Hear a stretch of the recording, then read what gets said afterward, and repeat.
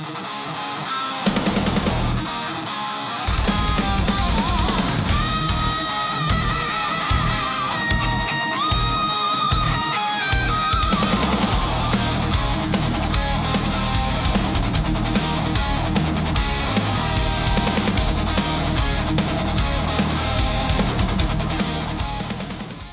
back, everyone, to Gonzo, Mike, and a VCR. I'm Gonzo, I'm Mike. and we're going to talk about some more movies, Mike. But this is a big change here. We usually say we're from the '80s, '90s, and beyond. We're really going beyond here. So we're gonna go all the way up to 2012. It's crazy. I can't believe we're doing this, but it's a big step. You ready, Mike? This is very exciting, Steve. Yeah. So we're gonna give you a take on a movie, make a recommendation, and give each movie a rating. So. I want to introduce our guest. We do have a super fan for this movie. The movie is Pitch Perfect, like I said, from 2012. And her name, she's a super fan, is Jordan. So I'm going to ask Jordan to introduce herself and tell us also how you came to be a super fan of Pitch Perfect. Go for it. Hi, I'm Jordan. I don't really have a good answer for this one, but I feel like this movie has just popped up throughout like my entire life, and I now it's a comfort movie for me and my family. So something I really enjoy, and I'm glad you guys got to watch it. All right, all right. So comfort movie, you mean like, is this the type of thing like just when there's nothing else going on, you can always put this in, or if you come across this, you like streaming or something, you're just like, hey, let's watch it. It'll be fun, that type of thing. Yeah, something I can just put on if I have nothing else to watch. It's always a good movie, always a good laugh. Uh, All all it right. never fails. All right, I got you. So we're glad you're here with us today for sure. Um, all right. So, is everyone's cell phone silenced? It is. All right, Roger Yep. that. Roger that. So, in this episode, like I said, we're going to 2012. This is the newest movie that we've ever done, Mike. So, this is a film directed by. It's a comedy directed by Jason Moore, written by Kay Cannon, and starring Anna Kendrick. It is Pitch Perfect. Now, this film, I didn't know this. I don't know if anybody looked into this, but it was based on get this, Mike, nonfiction book called Pitch Perfect: The Quest for Collegiate Acapella Glory. So it was based on like a nonfiction. I don't know how that works out. Did you know that, Jordan? I did.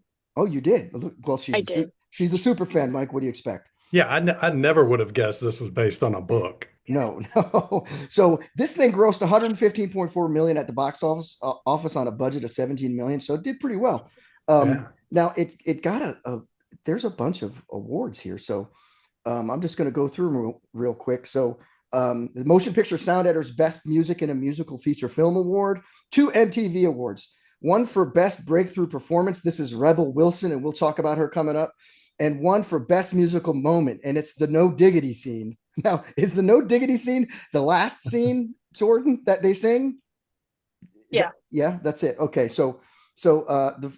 pardon me for not knowing, Mike, what No Diggity referred to. Hey, I love No Diggity, but you and I'm a little more eclectic in my musical Yeah, taste. yeah. Okay, so this film won 14 Choice Awards. So it comedy choice movie actress in a well, wait, hold on. Teen Choice comedy for Rebel Wilson, actress, choice movie actor for Skylar Astin, and Skylar Astin's the guy who's the love interest, correct? So That's correct. yeah, and choice movie villain for Adam Devine. Is it Devine or Devine? Huh? Are we saying Devine? Divine. Adam Yeah. Devine as Bumper Allen, right? And it it also won an American Music Awards Favorite Soundtrack Award, and Roger Ebert gave this film 2 out of 4 stars. But the film had 2 sequels, and we'll talk about those. I've got some information on those in my notes a little bit later. It got an 81% on Rotten Tomatoes. I was a little bit shocked by this. I don't know about you, Mike. I'm sure We'll see. Jordan, as the super fan, not so shocked. But Mike, we're going to give you, because Jordan's the super fan, but she's a guest. We're not going to make her go out and do all sorts of work. We're going to have you, for those who haven't seen it or those who have seen it, but it's been a little while. Mike's going to give us an explanation of what the plot is. Go ahead, Mike. What do you got? Sure. So we're at the finals of the International Championship of Collegiate Acapella, Bard University's all-female a cappella group, the Barden Bellas, lose to their all-male rival group, the Barden Treblemakers, after Bella's singer Aubrey, played by Anna Camp, gets nervous and projectile vomits into the audience as a group performs the song The Sign. So fast forward several months later, Becca Mitchell, played by Anna Kendrick, enrolls at Barden because of the pressure from her dad, who insists that she try college before doing what she really wants to do, which is become a music producer.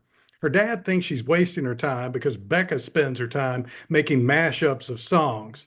So shortly after enrolling, Becca starts interning at the university radio station where she meets fellow freshman Jesse Swanson, played by Skylar Aston. The leader of the Bellas, Aubrey and Chloe, played by Brittany Snow, begin recruiting new members, and Becca auditions with a rendition of Cups, When I'm Gone, and earns a spot in the group along with 7 other new members, including Fat Amy, played by Rebel Wilson. Oh, Meanwhile, Troublemaker's leader, Bumper Allen, played by Adam Devine, accepts Jesse onto the team, but rejects Jesse's roommate, Benji, played by Ben Platt. Aubrey insists on an initiation ritual for the new Bellas and makes him swear an oath to never sleep with members of the Troublemakers. Two Bellas break that promise pretty quickly, and Aubrey kicks them out of the group. During rehearsal, Aubrey insists on performing the same stale medley they always do, but Becca keeps trying to convince the Bellas to try something new. After the Bellas perform poorly during a gig at a frat, Chloe admits to the group that she has vocal nodes, which is going to affect her ability to sing. At the radio station, meanwhile, Becca gives several of her mixes to the station manager, and he humors her, but he doesn't play any of them. However, Jesse listens to Becca's mixes and tells her how talented she is. The Bellas face off against a cappella groups in a competition ripoff, kind of like 80s breakdancing or rap competitions, but with group singing. So the Bellas lose to the Troublemakers, but later the Bellas compete in the regionals. Despite the Bellas doing basically the same routine we've seen before, they play second thanks to a solo by Fat Amy. And after the competition, Becca and Fat Amy accidentally smash a window, which leads to Becca's arrest. Jesse contacts Becca's dad to bail her out, which he does, but getting her dad involved pisses off Becca.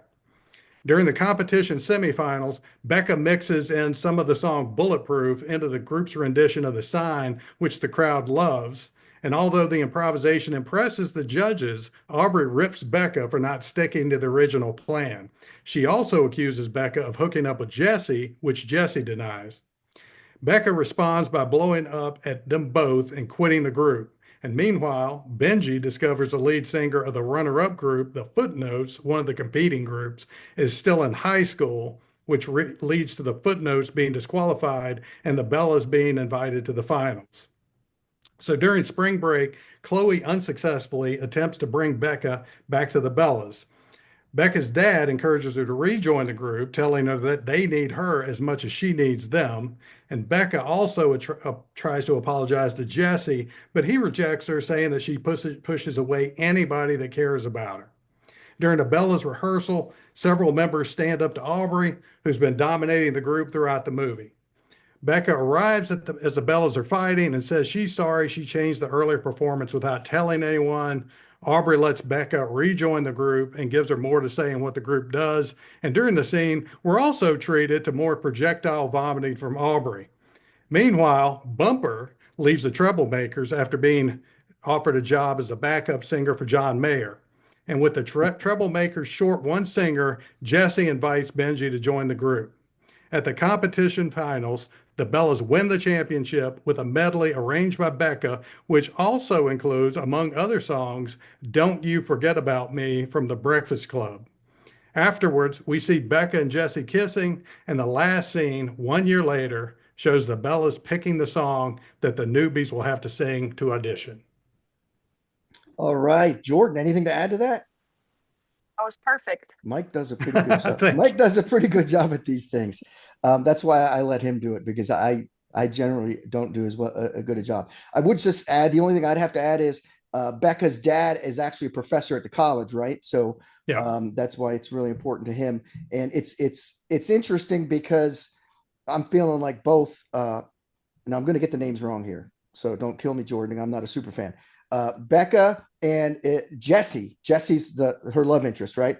Like neither Yes. of them come to college, is my understanding, wanting to or planning to join this group, right? They just get sucked into it, but by the end, they're like leading it. So it's pretty interesting there. So, all right. So Jordan, when did you first see this movie? And what did you think about it the first time you saw it? I think I first saw this movie around middle school, high school Okay. time frame. Um, when I first saw it, I don't think I thought anything of it. I remember thinking it was funny. Okay. But over time I kind of just, you know, It grew on you. it grew on me. It grew on you. Yeah. So you just thought it was a funny movie. Okay. And Mike, let's go to you. Sure. Had you seen this before? I had never seen it. I had heard of it. I knew more broadly it was a cultural phenomenon. I had never seen it.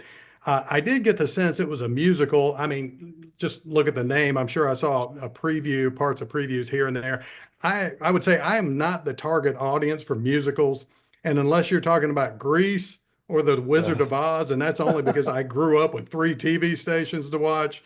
The Wizard of Oz was like a yearly phenomenon. Everybody would gather around the TV set for that. And then I've always liked 50s music, and that's what Grease was all about. So I wasn't naturally drawn to this movie. Okay, okay, yeah. I was talking to our super fan who was on here an earlier episode we had for Back to the Future, Kristen, and she said when she first heard of it, she thought it was a baseball movie, Oh, good. and it's not a baseball movie, people. So, yeah, I had heard of it, never seen it, didn't know it was a musical, didn't know anything about it. Um, so I thought, okay, here's my first take. It's funny in spots, it's corny in spots, it's a bit raunchy in spots, and it's predictable. But so I'm not throwing stones, Jordan. But Mike, what was your first take now that you've seen it? You My probably just first watched take, it last night, didn't you? I watched it. Was it last night? It was night before last. Okay, okay. Uh, I got to be honest. I was proven wrong, and like Steve says a lot, we're not always going to agree on movies. I was pleasantly surprised. Uh, there was a lot of nostalgia for me in terms of the music because it went all the way back from the 80s, the 90s, 2000s, and there were so many, I think, quotable lines from this movie. And I even went through it a second time because I was looking for, what my favorite parts, least favorite parts. Some of the lines hit me even harder the second time around. So I've got to say, I probably, uh, Are you like a yeah, mini I liked it. super fan? Are you I like don't know that I'm a super fan, not to that level, but I'm definitely shocked at how much I liked it. okay, okay? So all right, all right, I'm hearing you. Um, what do you think about my take there, Jordan? Like I said, a bit raunchy in spots, corny, funny, predictable. Yeah. I think it's a relatable movie. I think, you know, just having gone through college, it's pretty relatable. Predictable. I mean, all movies are pretty predictable. Even The Breakfast That Club. that is true. Uh, but Yeah, they do mention Breakfast Club yep, yep. in this movie. Yeah, that's right. And Mike brought that up. That part of the last had "Don't You Forget About Me" um, in their last the Bella's last big performance there. And but the thing is, Jesse had been trying to get her to watch that movie, right? Because he's a Right. big fan of '80s. He's like us, Mike. Oh Like yeah. he's a big fan of the '80s movies. So he was trying to get her to watch all these movies. She's like, yeah, whatever. But then finally she watches it, and then she's like was crying at the end. Mhm. I never found myself crying at the end of Breakfast Club, but it is what it is. So yeah, she sort of put that in there as giving an olive branch out there to Jesse to be like, hey, like sorry about all those things. Um, all right, so we're going to talk about the characters here. And we're just going to start with the main Bellas. And of course, someone might say, hey, there's a lot of characters. We're not going to talk about every single person in here. But the main person is, I'm going to say the main character is Becca Mitchell, played by Anna Kendrick. How do you think she does in this role, Michael? Yeah, I thought she was very talented. It's the first movie I can ever remember seeing her in. Uh, something kind of off topic. She looks like a grown-up version of the actress that played the daughter in the TV show The Middle to me. I think they look very similar. Um, and when we first hear Becca singing, I think she's singing Titanium in the shower. It was so reminiscent to me of Zoe Deschanel in Elf. They both sound very similar to me, and both of those were shower scenes. Okay. So no, I thought she did a great job as kind of the lead character. Yeah. How about you? How do you like her in this, Jordan? I think she did really good. I didn't know she could sing, so that was a surprise. Also, she's in a lot of movies that I've seen, more recent ones. Okay. Um, and I thought she was funny, and I didn't expect that from her. Yeah, yeah. I mean, she was perfect for this role because I think she really played well. Someone who like, hey, I don't want to be part of this and got sucked into it. Then like, okay, well, like I could go along. Like she played that well. Man, she's been in a ton of commercials. There was whether it was a T-Mobile or something. There's some bunch of commercials she's been in. I remember seeing her. There was a movie in with George Clooney where he was like a guy who's firing corporate executives. That's his job, and she was in that movie. I forget the name of that movie. Um, but I've seen her in a few things, but I've seen her a lot more in like commercials and stuff. It feels like, but again, probably the movies that Jordan you're seeing her in are not the movies that I'm probably watching as much. Was So, that Up in the Probably Air, not. Steve? huh? Was that Up in the Air, the movie that you're thinking about? I'm not sure. I can't even Okay. remember, dude. Doesn't even ring a bell. So, all right, she does good. I thought perfect for the role. We're going to move on to the Bella's leader, played by Anna Camp. This is Aubrey Posen. How do you like her in this? And have you seen her in anything else, Jordan? I think she did good. I haven't seen her in anything else. As far as I know, this is like the only movie that I've actually seen her in. Um, but yeah, I think she's good for the role. I mean, she doesn't really have any funny parts that stand out to me right now, but yeah. Okay. Okay, Mike, what do you got? Yeah, I liked her as the villain. I thought she was convincing. I was sitting there thinking, all the roles look like so much fun to play, and I think they probably had a lot of fun making this movie. So I probably would have least liked to be in her role because she didn't. She was kind of the stern one, the villain of the group. I liked her line. I am my father's daughter, and he always said, if at first you don't succeed, pack your bags. And it reminded me of Talladega Nights when Ricky Bobby's dad told him, he said, well, if you ain't first, you last. Yeah, yeah, yeah. So. I think she did. She's a good actress because man, I was like this bitch. Like I hate her. Like Oh she's, my goodness. so she's playing it well because that's what she's supposed Oh to do. yeah. So She, so I think she did really well in it. Other roles I haven't seen her in anything. I think because she did a good job acting. She's a pretty woman. I don't see why she wouldn't get. She's probably been in some other things if we researched it, but she probably we'll see her down the road. I would bet. So we're going to move on to Chloe Beale, the co-leader. This is Brittany Snow plays this, the co-leader of the Bellas here. So Mike, and this is the redhead, right? yep. Yes. Yeah. Okay, Mike. How do you think she did in this role? She was very likable. I liked her because between she and Aubrey, it was kind of like yin and yang. Chloe had a lot of charisma. She definitely contrasted against Aubrey. I don't recall seeing her in anything else, and that's one thing I know we really appreciate about Jordan because these are characters and actors that we have not seen that are in movies that we're not familiar with. So we appreciate the background that we don't have on them. Yeah, we're way past the 80s here, right? So Oh so yeah. how do you like Chloe's job here? Or Brittany's job as Chloe, Jordan? I think she did a good job. I like her character a lot. Um, I have seen her in recent roles. She was in Hunting Wives, which is a TV show. Okay. I've So heard not of a that. movie, Is it like a but it's streaming thing? yeah, it's on Netflix. Okay. It's Okay. really good. Okay. Um, but I'm not sure what other movies she's in. Yeah, yeah. So I mean, she did nice work here. She was sort of wishy-washy to me, like being loyal to Aubrey and then nice to Becca. And I don't know what the thing was at the start. The one the old leader of the Bellas, like the very first scene, said her breath smelled like eggs. What is this? I don't understand that.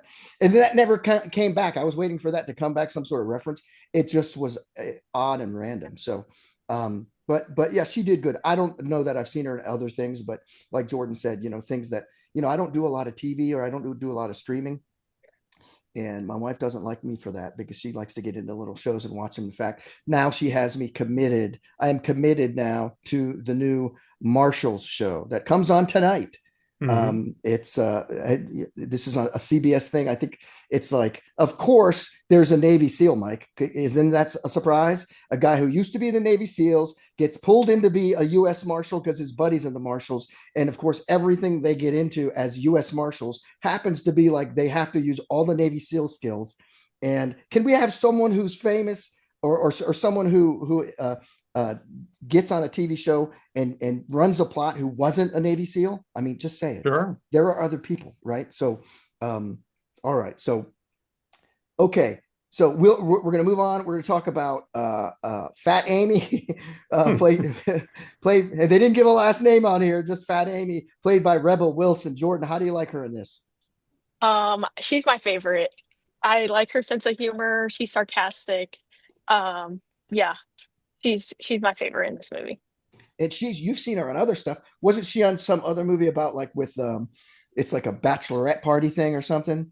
Uh, yes, I don't remember the name of the movie. I don't think I've ever seen it, but Okay.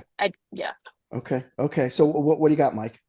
Yeah, Bella is the one that you want to party with out of this entire group. Bella She's or Fat Amy? or excuse me, Fat Amy. Okay. Fat Amy's the one that you want to party with. She has reached the point in life, that some people never get to. She just doesn't give a damn what anybody thinks. But I love when she says, I'm not happy if I'm not living 100% honest. And my real name is Fat Patricia. So she who feels comfortable herself, and of course that makes sense, because I would rather be known as Fat Amy instead of people calling me like Fatty Patty or Yeah, something yeah, like that. yeah. But she's fantastic, and if I remember anything from the previews, it's absolutely um, Rebel Wilson, who has the coolest name in the world. And like y'all mentioned, she was in, I don't remember her. I guess it was early in her career, but like y'all already mentioned, she was in Bridesmaids. Okay. And she was also in Pain and Gain, which I love that movie, but I don't remember her character in it. I don't even know that movie. Yeah. It's got Who's The in the Rock and Mark Wahlberg. Oh my God. All Yeah. right. There's no question why I don't remember that movie. Oh So my God. so okay. So I think she's funny. Um Listen, I'm not into fat shaming. I'm just going to say that. Obviously, people are who they are and carry themselves the way they are.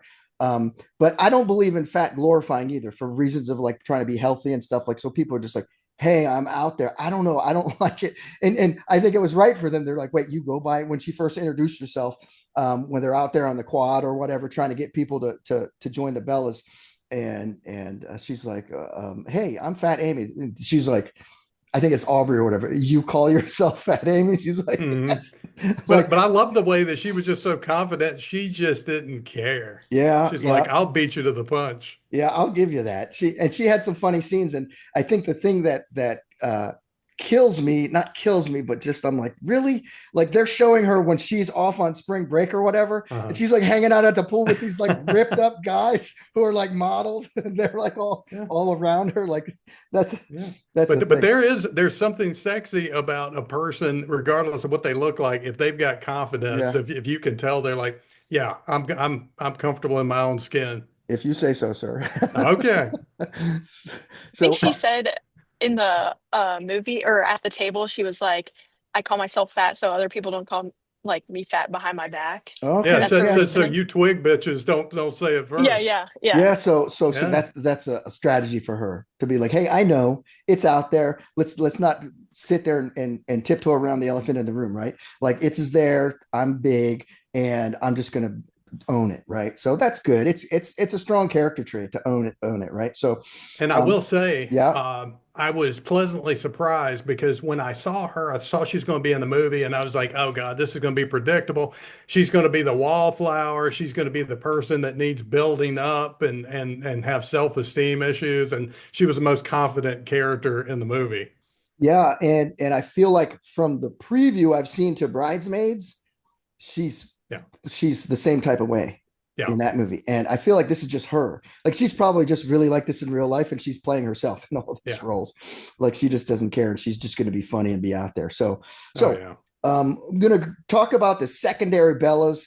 And really we can cover them as a group and just bring them up if you want. So this is there's Julie Stacy Conrad. I don't know why they give her three names. The high sex drive Bella, played by Alexis Knapp. There's Cynthia Rose Adams, who's the lesbian Bella, played by Esther Dean. And there is Lily Onakura Mara, I call her the low talker Bella, played Yeah. by Hannah May Lee. So these are three that are part of that you really get to look at throughout. They've got smaller roles, but I think they're pretty impactful to the thing. So, what did you think about any of them? Just start chiming in, Mike or Jordan. What do you think about this group of three? And who's your favorite out of them? The only one that I really know now is Esther Dean. She's Okay. an actual music producer in real life, so Hmm. I mean, it was no surprise that she was in this role. I think she even has a song at the end of the movie that's Okay. played. So, Okay. Yeah. And I feel like I've seen Hannah May Lee somewhere, but I can't place where I've seen her. But what did you think about this group? Any one of these your favorite? Who's your favorite here, Jordan, out of these three? um, like character wise or Yeah, person, like, character wise. um, I don't know. They're all pretty funny. I like Hannah. She's an interesting one. I don't really know why she's kind of in there. I Yeah. guess just for like, um, but yeah, the only one that I really know is Esther Dean and her music Okay, and producer. she's a music producer. What do you got here, Mike, about this group? It's funny, like Julie, the one who says I like to have sex a lot. They're all like, we know, like you know, again, a My lot of people owning themselves in this movie, just owning who they are. my favorite line from Julie was, "He's a hunter," and Becca says, "You call it a dude?" I thought that is original writing because I did not see that line coming. Um, and this takes you way back, Steve. She had a young Sheena Easton vibe to me Okay, when okay, I saw her. But I liked all of them. And this is definitely a different kind of movie and way back, but it sort of reminded me of a Revenge of the Nerds, where they yeah, gave each one of them distinct personalities. They were all entertaining and they all added to the bigger picture. So I yeah. thought that was a good supporting cast. Yeah, that's interesting take on it to go back and because they are sort of all misfits. Hmm.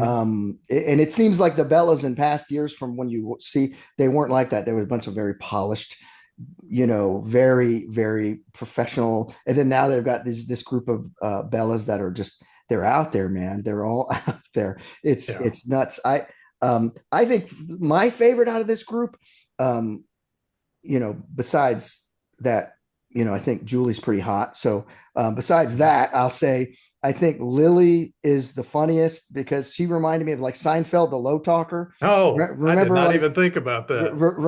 that's Yeah. I thought about that immediately. I'm like, that was like Kramer's uh, girlfriend who just would talk and like Jerry Seinfeld like agreed to wear some stupid shirt she made on like a big TV appearance and he didn't know and because but that's so funny and I think they all do a good job. I think Lily sort of hits me as my favorite there just because of the funny parts that she has being a low talker.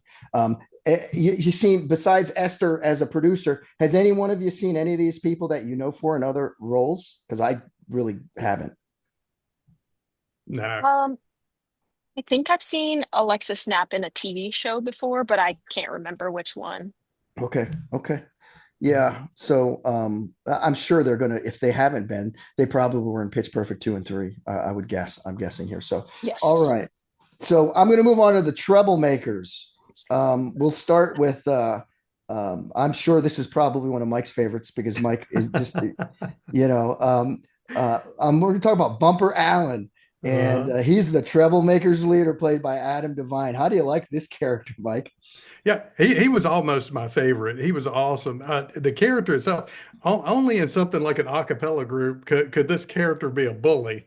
But it was interesting the way he was pushing everybody else around, even though it was a very self-aware movie, and that's one of the things I liked about it. It didn't take itself very seriously, and it was sort of self-deprecating along the way.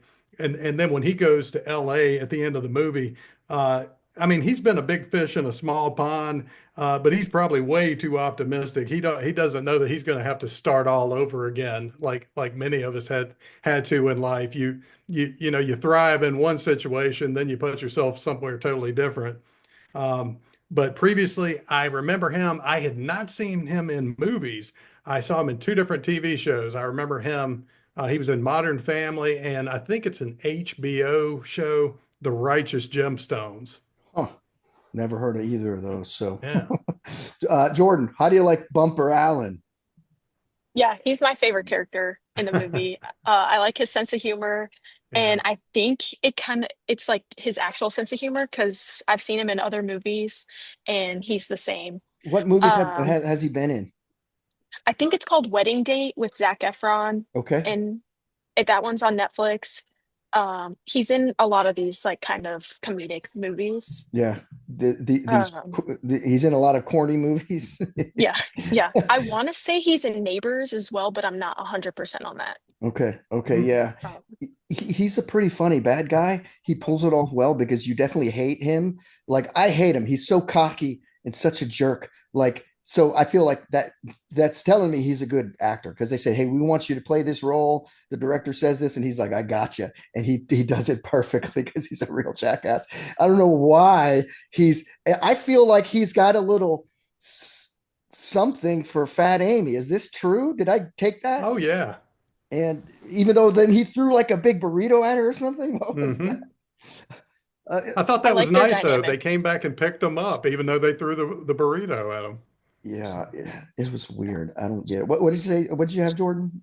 I like their dynamic. And it kind of continues in the movies as they go along. Okay. Um, so All yeah. right. All right. So stay tuned, right? So Yep. all right. All right. Yeah, he does good. So okay, Jesse Swanson, played by Skylar Astin. This is Becca's love interest.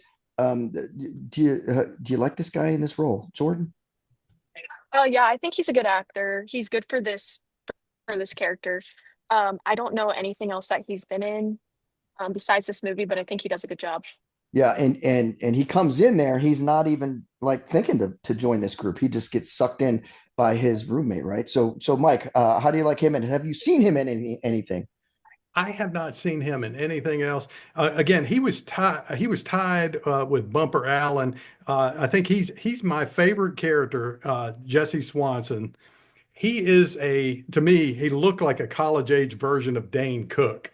And Okay. and if you know who Dane Cook is, he just looks like a young version. I like his deadpan delivery of everything funny he's saying. And he was a movie fanatic, so you know he's got to be cool, Steve. Yeah, that's I right. mean, That's I mean right. that was He likes Breakfast Club. So that's why, Steve, I was convinced. I'll tell you, Jordan, I'm totally surprised because when I saw that Breakfast Club theme going throughout the movie, I said, Steve's going to absolutely love this movie. we haven't made ratings yet. Hey, chill out now. So um yeah, he's a cool guy, and I like how he takes over the Troublemakers at the end. Bumper leaves, and Bumper's a jerk. He's just all out for himself, right? Because he's the leader. He takes this role so seriously, and then he's just like, "Oh, I'm out," and I don't care. He doesn't care. He leaves him hanging, and so Jesse picks up for him. I haven't seen him in any other roles at all, but he did well. It's my understanding right now from watching the movie. I did not research this. So I'm going to ask you all this. It seems like most of these people, they were the singers. Were they singing? I think so. I Yeah. I mean, you see a lot of young actors, actresses, um, grow up and they're in the drama club in high school and maybe in middle school, and then they do plays, and so there's a lot of singing in the plays. And so I feel like people who get good at this and start thinking, hey man, maybe I have a future as a but I was impressed by these people's voices, and I was, unless one of you was going to tell me, oh, those were all voiceovers, that wasn't them, but I feel like it really was. So on top of it, he's got a really good voice too. So Yeah. um, okay, Donald. Uh, I'm just going to mention this quick. This guy, Donald, is Bumper's right hand man, played by Utkarsh Ambudkar. And he sort of gets into, it seems like he's starting a relationship with Lily there. How do you like him in this role, Mike? He has a very small role, I get it, but Sure. I mean, he was good in the role. I just didn't think he had a lot to do in the movie, so not a lot jumped out for me in terms of his performance. yeah, he ended up driving the bus though, right? He was the bus driver, I think He so. was. and he went back to pick him up. How do you like him? And have you seen him in anything, Jordan? I haven't seen him in anything else. I didn't know who he was when he was in this movie. Like Mike said, he has a small role, so nothing really stands out. Yeah, I wanted to throw him in there because I feel like um, it was well done. It was like the most unassuming guy. Like knowing Bumper Allen, this would not be Bumper Allen's right hand man. Hmm. This would not be his go-to best buddy, but like I guess it's his yes man or something. And I feel like he was getting a little. Him and Lily were starting something up a little bit on the bus there. But yeah, I haven't seen him in anything else at all. So small part, but well done. That leads us to Benji, Jesse's roommate, played by Ben Platt, who originally was the guy who is wanting to get in to the Troublemakers, right? Jordan, how do you like Ben Platt here in his role as Benji? Yeah, I think he played this role perfectly. Um, he actually is a singer in real life. He's on Broadway. Oh, Oh, really? wow. So I mean, he fits the character. Yeah, yeah. So, Mike, what do you think about Benji? Yeah, I agree with Jordan. One of my favorite things about this movie, I feel like they could have their own spin-off movie. I love the interaction between Jesse and Benji. I could just watch them play off of each other all day in terms of him doing. Jesse walks into the room. I think this was early on. He had all the action figures up, and he says, "Hey, I'm not a total nerd. I'm also into close-up magic." And Yeah. toward the end, he says, "Look." I can get you in the group, but you're going to have to stop being such a spaz. They're not going to let you stay. And he said, I don't know what you're talking about. And then that dove or pigeon lands on his shoulder. He said, okay, I get it. Yeah, he's like a big Star Wars guy, right? And Yeah. I think it's funny because that's one of the movies. That's why probably Jesse puts up with him. He's like, okay, I got this weird roommate, but one of the movies he was introducing to Becca, he was like Breakfast Club, Star Wars, and there was one other thing that he was trying to show her. I forget what it was. But so that's he's a Star Wars guy at heart, and so he was like, I understand the nerdiness. I'm just not so out with my own nerdiness, right? So Yeah. so yeah, he does a good job, and yeah, he was a good singer too. So it's funny. Nice job as the nerd. I love how he came in the end, and he almost had like a solo part of that last Troublemakers performance, right? He jumps in and I don't know, very predictable, Jordan. Just saying. So all right. So other characters. I just want to talk about these two people together because I thought they were funny. Um, so y'all could chime. John Smith, played by John Michael Higgins, and Gail Abernathy McCadden, played by Elizabeth Banks. These are the commentators for all of the acapella competitions. And I just saw this guy, John Michael Higgins, in a commercial for like dental coverage, like yesterday. But I know he's been in a ton of stuff. Yeah. What did you think about these two in the commentators booth, Mike? Yeah, I love the chemistry between them. One thing I loved about this movie, I'll say this now because their characters really remind me of it. It was like one of the last years I can remember where no humor was off bounds. Like there were jokes that would offend just about everybody at some point during the movie, and I absolutely loved that. like you said, I've seen John Michael Higgins in a whole bunch of stuff, but nothing really comes to mind. But in terms of Elizabeth Banks, I loved her in A 40-Year-Old Virgin. I do always get her confused with Julie Bowen, who was the reporter in Happy Gilmore, and she played Claire Dunphy in Modern Family. Again, I know, Steve, you have not heard of Modern Family. We're going I've to get you heard of it. watching that. I've heard of it, but I've never Yeah. watched it. I'm not a series guy. What did you think about these two commentators, Jordan? Yeah, he's my second favorite. I like his jokes. His commentary's hilarious. And I was just forced to watch Best in Show, and I liked him in that as well. Um, It's Best in Show. That's a movie, yeah, and you were it's forced to watch it. yeah, my dad, that's one of my dad's favorites. So he made me watch it like not that long ago. Is it a comedy? It is. It's all SNL or half SNL cast. Okay, Oh, okay. okay. So it's a comedy, and they kind of make fun of dog shows. Oh, Hmm. So it's okay. similar to this, like That makes just sense. Is he like a yeah. commentator role? He's not a commentator. He actually plays gay. He's in a gay couple, and he's gay in the movie. Okay, So like his character's hilarious. okay. Um, but yeah, so that's his role in that one. Same commentary though. Um, so I want to say like this is his sense of humor, kind of. Yeah, yeah, yeah. Um, Elizabeth Banks is in Hunger Games, and I love Hunger Oh, Games. really? What is she? What That's part does she play in there? Because we're doing she's that movie coming up here. yeah. I forget, she's like an announcer of some sort. Okay. Um, but yeah, I'm not too 100% sure on that one. Okay. I haven't watched those We'll, recently, so we will find out, Michael. Yeah. yeah. And not too far from now. So, yeah, I think they do great. This commentator spot reminds me. There's certain movies like they have commentating spots in. I think of like the Hunger Games a little bit, but not funny. But like I Mhm. think of what is the movie with the dodgeball? Oh, it's called Dodgeball, isn't it? Just called dodgeballs. I They think. have funny commentators in there. I love that. Yeah. Or The Happy Gilmore, they yeah, have the commentators too. stupid name in the dodgeball movie where he says it's like the American Dodgeball Association Mm. of America. Oh, It's yeah. like yeah, they got it in there twice. Like it's just so Mhm. stupid. But yeah, these people do great as commentators. He's funny. He's in a lot of stuff. I don't know exactly all of them. She's cute and sexy and funny. Does a good job. We probably hopefully we'll see her in Hunger Games. We're going to do that in a couple in maybe a month or so, Mike. So Yeah. with another super fan. So um, anyone out there listening, if you got a favorite movie, you gotta get it to us. So all right, so we're moving on. Jordan, what is your favorite part or scene of this movie? And I know it's Oh, hard that's for the tough. super fan. I know it's hard for the super fans. Yeah.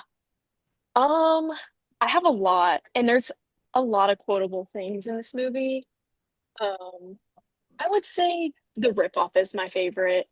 Um, because when I was in college, like I was in a sorority, so I kind of relate to this movie a little bit. Okay. Um, and they would play it a lot, like the soundtrack. Mm-hmm. And so it just kind of brings back memories. Okay. Okay. Michael, what do you got? Favorite part for a favorite scene? The exact same one that Jordan had. I love the riff off. It was almost, I would almost equate it to trivia for me because they kept changing the song. You know, each group started singing a different song, and another group would cut in. And I liked all the songs because, like you, I like classic rock, but I like dance music, 80s pop, all that. So had so many good songs. Um, Although the only part of that I didn't like was the very end, and I realized sometimes something silly has to happen in a movie just to keep the plot going. But the reason for the Bella disqualification, singing "It's" instead of "It," that seemed pretty silly to me. But I realized it moved the plot and kept it going in the direction they wanted to get. So Okay. Okay. yeah. Yeah, so I like as far as just entertaining the final competition, very entertaining performances by both groups. Hmm. So, and my wife was watching it with me, and so she was like, "Oh yeah, this is fun and everything." And it ends the movie on a very predictable note. but like Jordan said, hey, most movies she believes are predictable. Um, but it's a happy note, so it's a good. It ends it on a good note, and it's funny in the performances, but they're good singing. It's good singing, right? So I think as far as thinking about the whole movie, I was like, okay, I'll go with that's my favorite scene. I do want to give an honorable mention to when Lily actually speaks at a regular speaking volume, and Mhm. Fat Amy goes, hey girl, you don't have to yell. Mhm.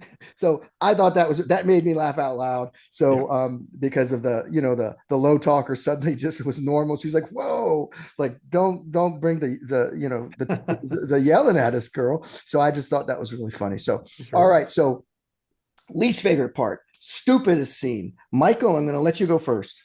Yeah, for me, I absolutely knew it when I saw it. Sometimes I have to fast forward back through movies I haven't seen and see what it is. Right when it happened, the projectile vomit scene toward the end when the Bellas were practicing. The first time it made sense, it was kind of funny, but then toward the end when it happened. Again, it went way overboard, especially when it was like, who was it? Was it Lily Yes. that was down the floor making a Yes, vomit that's angel? that's And I said, terrible. That's this is terrible. taking me out of it. So if I could just go back and edit my version of it, I said that should have been on the cutting room floor, at least for me. Yep, yep. Okay, Jordan, what do you got? You can't say, well, you're going to say this is hard too, right? Because you love this movie. No, this one I have a couple scenes Okay. that the whole roommate storyline I Hmm. could do without. Um, it's just kind of weird, and there's no point to having her in there, I don't think. Yeah. So So Yeah. so and her friends and they're just trying to make it seem like, I don't know, a commentary on how sometimes you just get in an uncomfortable situation in college in the dorms. yeah, or you get a Yes. bad roommate in Yeah. college. Yeah. So do you And have any bad roommates in college, Jordan? No, actually. Oh, I good. had a really good experience with Good. roommates, so Excellent, excellent. I know Mike and I probably we have a different college experience because we went to the yeah, military first and then sort of went to college afterwards and weren't really in the dorms. So there yeah. was a semester I was in the dorm in college that I failed out of with a very bad grade point average. And we don't have to talk about that now. That's a different story. Oh, But good. at least it was my own money that I was wasting. So But I do agree with Jordan.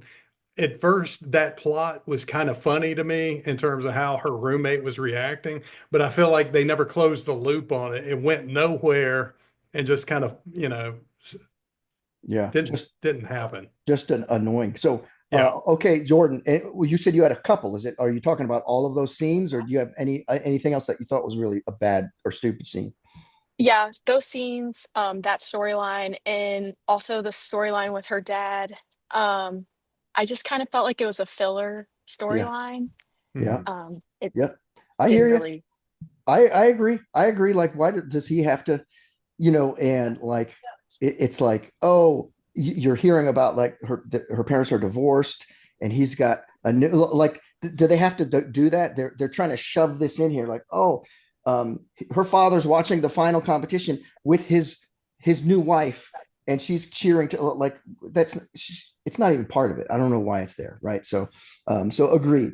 Okay. So Mike, I'm going to agree with you. I had this here all parts with the vomit. I don't think it was necessary the first time. I don't think it was necessary the second time. I definitely don't think it was necessary with Lily down making like vomit angels, like a Yeah. snow angel in there. I think that's disgusting. I feel like listen, you're being funny. Are you just trying to disgust me? I don't need that, right? So I'm giving that a thumbs down, big thumbs down for Yeah. both of them.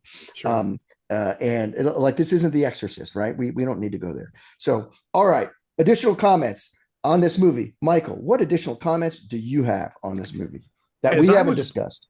Oh, yeah. As I was watching this, and I know this probably seems like a weird parallel, it reminded me a lot of Cobra Kai in the way that, like in Cobra Kai, karate, there's this alternate universe where, and I love Cobra Kai, but karate is the most important thing to all the adults and all the kids and everybody in this city. And then acapella dominates this college. So it's just a fun alternate universe. I don't think it, like I said, it's not taking itself seriously. Um, I loved all the Gen X references. Uh, Becca's dad, I don't know if Steve caught this or not. Uh, Becca's dad said, "Don't become a DJ unless you're Rick Dees or somebody like that." And I said, "Only we would get who Rick Dees was." That was funny. Um, and I had to wonder, Steve, would you have been a member of the High Notes back in college? I saw that group, and I said, "Do you remember who I'm talking about?" I remember who you're talking about, Oh yeah. and I would say, yeah, I would have, and that would be part of the reason that I had to get out of college and eventually join the army. So, but you know, it is what it is, and so all right, other other things, Mike. That's all I've got. What other additional comments do you have about this movie, Jordan? No additional comments. I think it surprises people on how funny it is and how they kind of tie like all kinds of generations into one movie. Yeah, Um, yeah, I got agreed. nothing else. Agreed. All right, and yeah, the reference to some of the songs from way back, and the Breakfast Club reference to Star Wars references. This is all stuff that, like, you know, it is tying a lot of generations together. I like that, and you know, even just the fact that we're doing a musical, that's pulling from past generations. That's not a big thing that happens a lot these days, right? Mhm. I just wanted to comment. We said first movie, 115 million, and the second two, from what I understand, were just Pitch Perfect 2 and Pitch Perfect 3. I don't and that's what they were called. The second one did 287 million. The third one did 185 million. I mean, thirds are always like that. That's like Jaws 3, right? There's a point of people like, okay, like it's okay. We don't need another one. But that second one, I mean, wow, what a blockbuster that Oh was. yeah. So it's just huge. Did very well. And I just thought that that says something. Now, have you seen all three of them, Jordan? I have. The second one is by far my favorite. Okay. Okay. So it's worth making that much more money then, huh? So Yes. it And is Jordan, I watched the two trailers for the sequels. Now, tell me if this is right or wrong. The second one still looked really good. It's still like it had the magic of the first one. The third one, just from the trailer, I thought, I don't know that I would want to sit through that one. I 100% agree with you. The second one is definitely worth the watch. The third, I wouldn't waste your time. okay. Okay, no, good to Okay. know. Thank you for being honest, Yeah. ma'am. So, all right. So, Jordan, we always say if there's not a message, a lesson, or a moral of the story, why would we waste our time watching it? So, what message, lesson, or moral did you take from Pitch Perfect, Jordan? I think it's relatable. You know, you kind of have all kinds of different characters and their personalities in a movie, and I don't think that a lot of movies capture like so many characters, like individuality. Okay. Um, and so that's what I appreciated about it.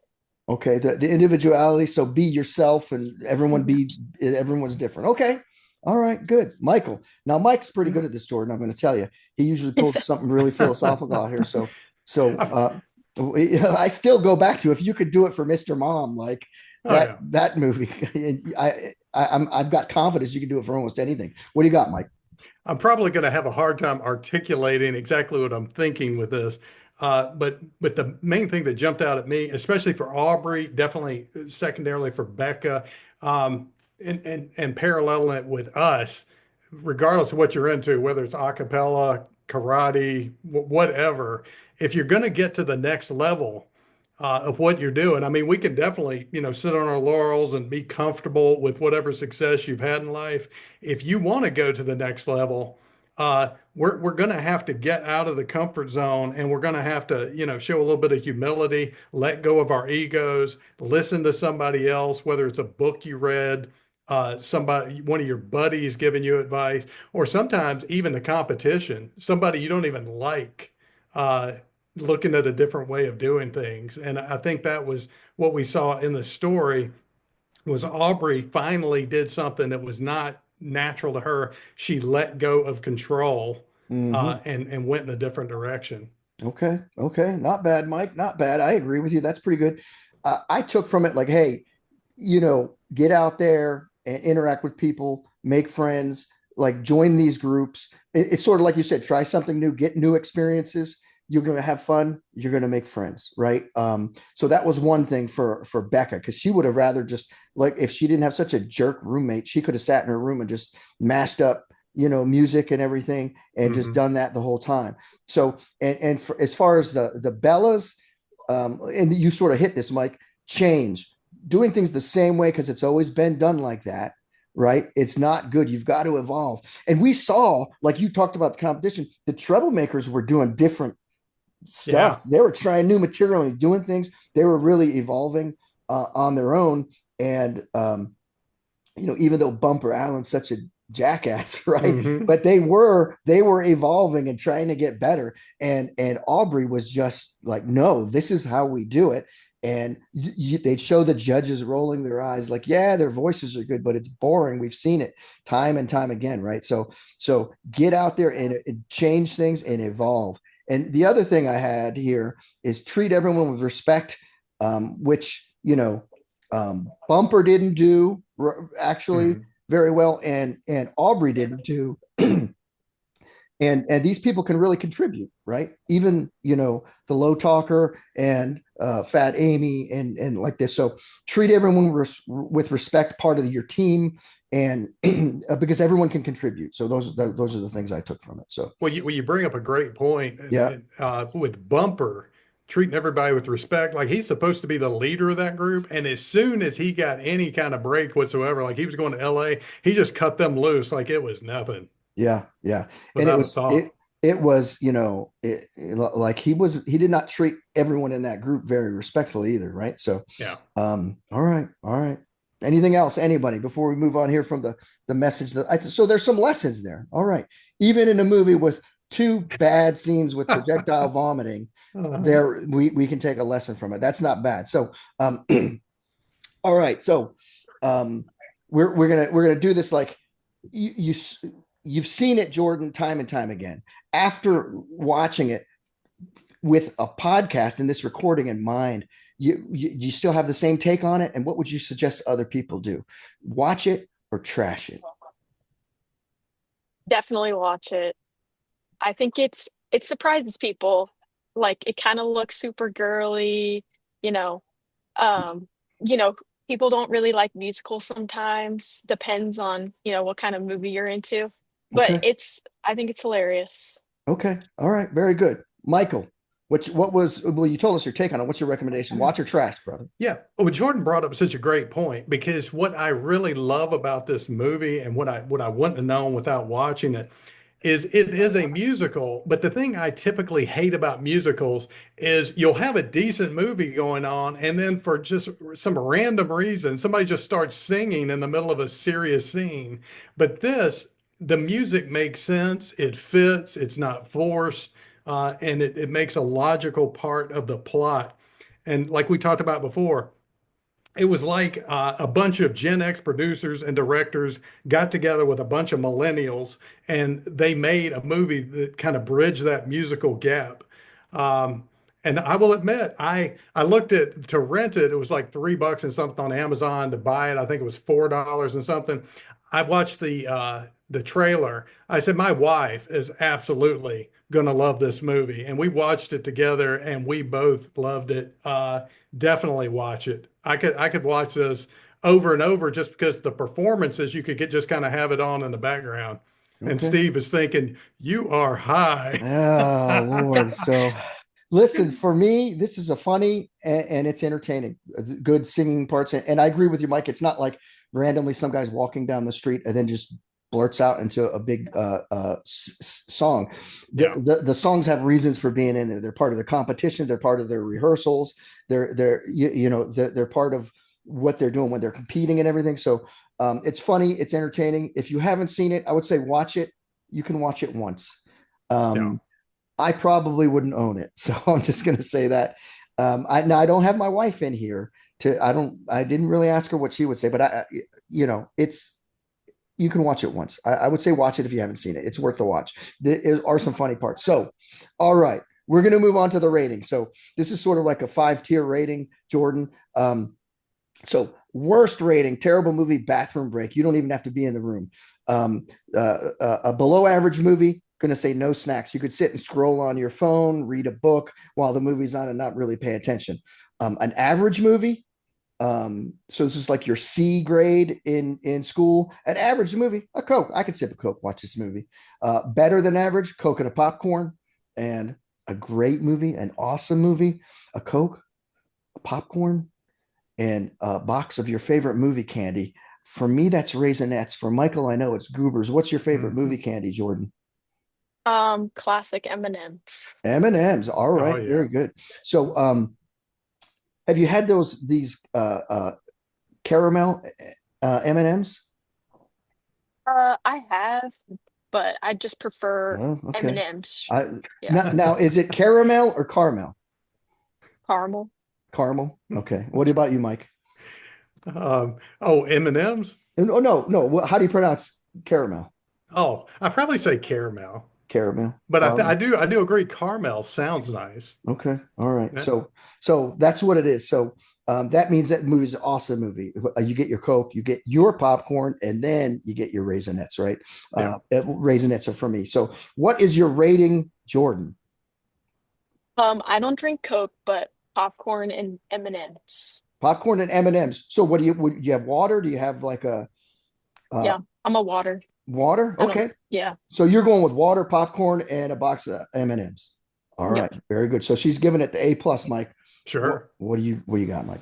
I'm going to go with the cherry Coke, the popcorn, and I'm not going with the goobers, but I might sprinkle a couple of nerds because the candy nerds reminds me of this movie too. Okay. So I'll throw some nerds on top. So you're throwing nerds on top. Are you giving it an A plus then?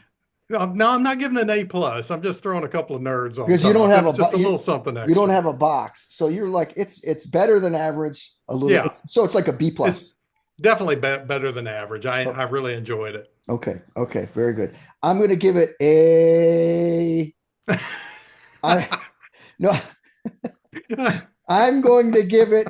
Sometimes I don't have a Coke, but we call Uh, it Coke, right? We call it Coke. When I was growing up, any type of soda, people say, "You want a Coke?" that's And right. then you said yes, and Yeah, you might get a grape knee high or something. yeah. But so I'm Especially in the South. yeah, so I'm Yeah. going to say I'll have an A&W root beer. Okay. So right there down average lane, but I'll have Yeah. a root beer and watch it. For some reason, the root beer goes a little bit better than the Coke with all the singing going on. I don't know how to explain that, Mike.